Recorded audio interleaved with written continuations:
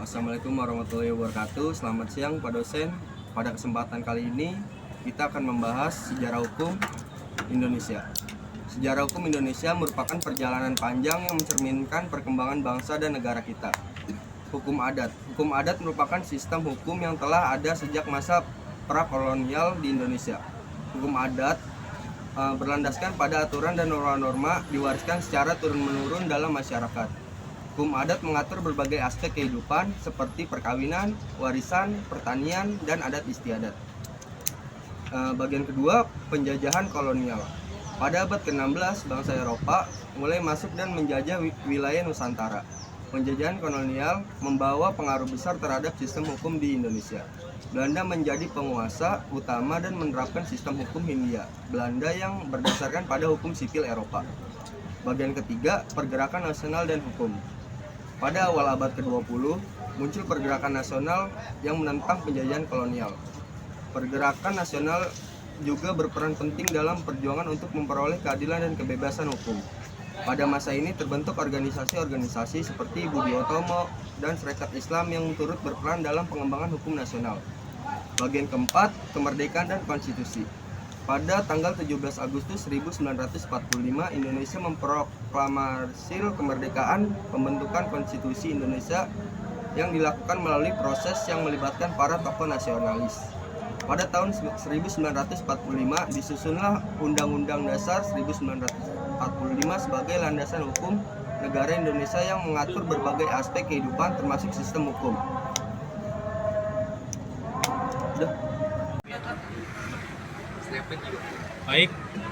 Baik, saya akan melanjutkan. Hukum adat merupakan sistem hukum yang telah ada sejak masa prakolonial di Indonesia. Hukum adat berlandaskan pada aturan dan norma-norma yang diwariskan secara turun-temurun dalam masyarakat. Sistem hukum adat didasarkan pada nilai-nilai, tradisi, dan kepercayaan yang berkembang di kalangan masyarakat adat di berbagai daerah di Indonesia. Dan ciri-ciri hukum adat, yang pertama, berbasis kearifan lokal.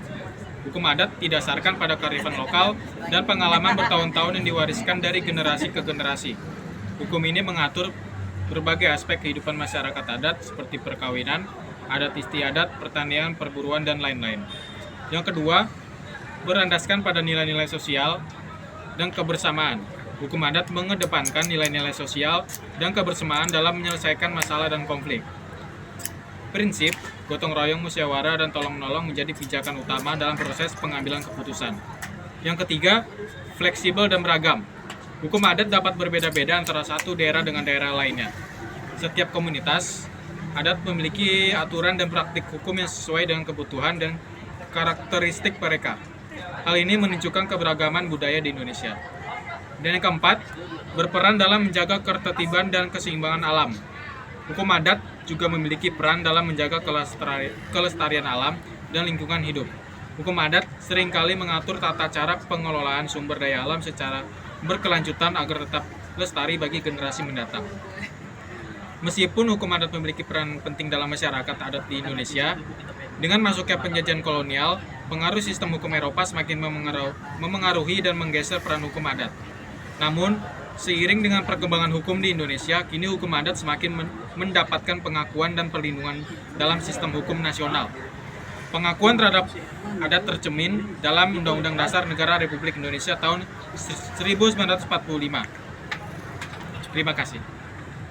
Baik, saya akan melanjutkan tentang penjelasan hukum adat, yaitu meskipun hukum adat memiliki peranan penting dalam masyarakat adat di Indonesia, dengan masuknya penjajahan kolonial, pengaruh sistem hukum Eropa semakin memengaruhi dan menggeser peran hukum adat.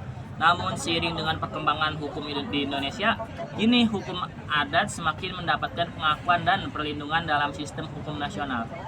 Pengakuan terhadap hukum adat tercermin dalam Undang-Undang Dasar Negara Republik Indonesia tahun 1945 dan beberapa undang-undang lainnya yang mengatur hak-hak masyarakat adat serta perlindungan kekayaan intelektual, budaya, dan pengetahuan tradisional mereka.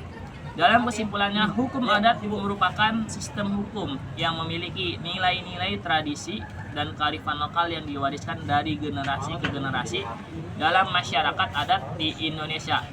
Hukum adat memiliki peranan penting dalam menjaga harmoni sosial, keberlanjutan lingkungan, serta memelihara kearifan lokal di tengah perkembangan sistem hukum modern. Lanjut, yang kedua yaitu ada penjajahan kolonial. Penjajahan kolonial merupakan periode dalam sejarah Indonesia di mana bangsa-bangsa Eropa masuk dan menjajah wilayah Nusantara. Penjajahan kolonial ini memiliki pengaruh besar terhadap sistem hukum di Indonesia serta perubahan sosial, politik, dan ekonomi yang mendalam. Berikut ini adalah beberapa poin penting dalam penjajahan kolonial di Indonesia. Yang satu, penjajahan Belanda. Belanda menjadi penguasa utama yang menjajah Indonesia selama berabad-abad. Mereka mulai menguasai wilayah-wilayah di Indonesia pada abad ke-16 melalui perdagangan rempah-rempah. Pada awalnya, hubungan antara penguasa Belanda dan masyarakat pribumi masih bersifat dagang, namun lambat laun berubah menjadi penjajahan politik dan ekonomi yang keras. Sekian dan terima kasih. Baik, saya akan melanjutkan presentasi. Yang kedua, sistem pemerintahan Hindia Belanda. Belanda menerapkan sistem pemerintahan yang dikenal sebagai Hindia Belanda. Sistem ini didasarkan pada hukum sipil Eropa dan dijalankan oleh perangkat administratif yang dikendalikan oleh pemerintah kolonial Belanda. Hukum kolonial Belanda ini memperlakukan penduduk pribumi sebagai kelas yang lebih rendah dan memberikan keistimewaan kepada penduduk keturunan Eropa. Yang ketiga, penindasan dan eksploitasi. Penjajahan kolonial Belanda di Indonesia ditandai dengan penindasan dan eksploitasi terhadap penduduk pribumi. Masyarakat pribumi diperlakukan sebagai buruh rendah, tanah mereka dirampas, dan kekayaan alam dieksploitasi tanpa menguntungkan mereka. Hal ini menyebabkan timbulnya perlawanan dari masyarakat pribumi. Yang keempat, perlawanan dan pergerakan nasional. Di tengah penjajahan kolonial, muncul perlawanan dan pergerakan nasional yang bertujuan untuk melawan penindasan dan mencapai kemerdekaan. Organisasi-organisasi seperti Budi Utomo, Serikat Islam, dan Partai Nasional Indonesia atau PNI didirikan dan menjadi basis perlawanan terhadap penjajahan. Para pemimpin nasionalis seperti Soekarno dan Hatta memainkan peran penting dalam gerakan ini. Yang kelima, pembentukan hukum kolonial. Belanda juga memperkenalkan sistem hukum kolonial yang berlaku di Indonesia. Hukum ini meliputi berbagai peraturan yang mengatur kehidupan masyarakat seperti hukum tanah, perburuhan, hukum pidana, dan hukum perdata. Meskipun terdapat beberapa usaha untuk mengadopsi aspek-aspek hukum adat, namun hukum kolonial Belanda tetap menjadi landasan utama. Yang keenam, pendidikan dan modernisasi. Di bawah penjajahan kolonial, Belanda juga memperkenalkan sistem pendidikan modern. Hal ini memungkinkan sebagai rakyat Indonesia untuk mendapatkan pendidikan formal yang mempengaruhi perkembangan intelektual dan kesadaran nasional mereka. Periode penjajahan kolonial di Indonesia membawa dampak yang mendalam, termasuk dalam sistem hukum.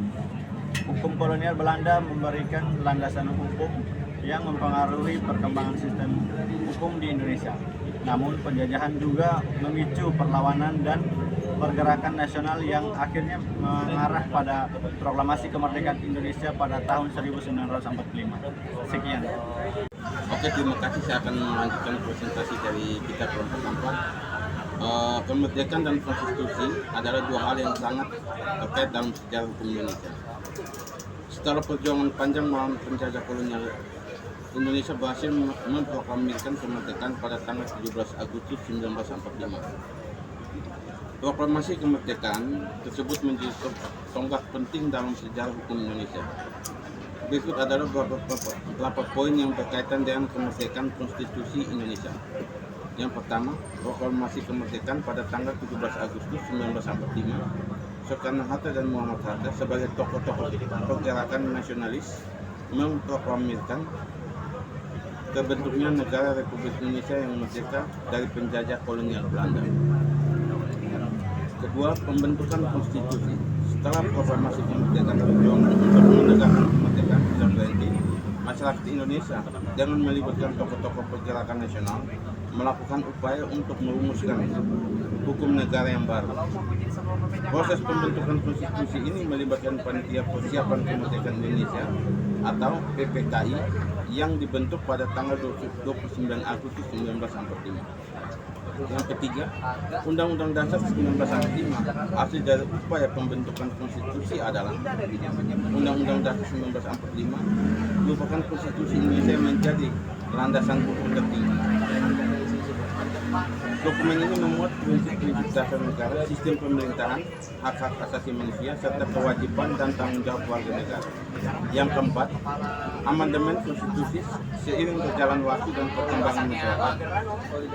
Konstitusi Indonesia mengalami beberapa kali amandemen. Amandemen konstitusi dilakukan melalui proses yang melibatkan Dewan Perwakilan Rakyat dan melibatkan partisipasi masyarakat. Amandemen konstitusi bertujuan untuk mengakomodasi perubahan-perubahan sosial, politik, dan ekonomi di Indonesia.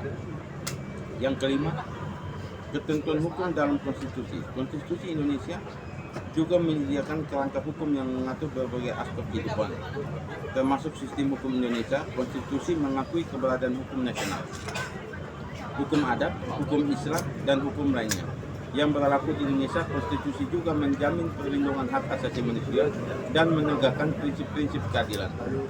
Yang keenam, pengaruh konstitusi terhadap sistem hukum. Konstitusi Indonesia memiliki pengaruh besar terhadap perkembangan sistem hukum di negara ini.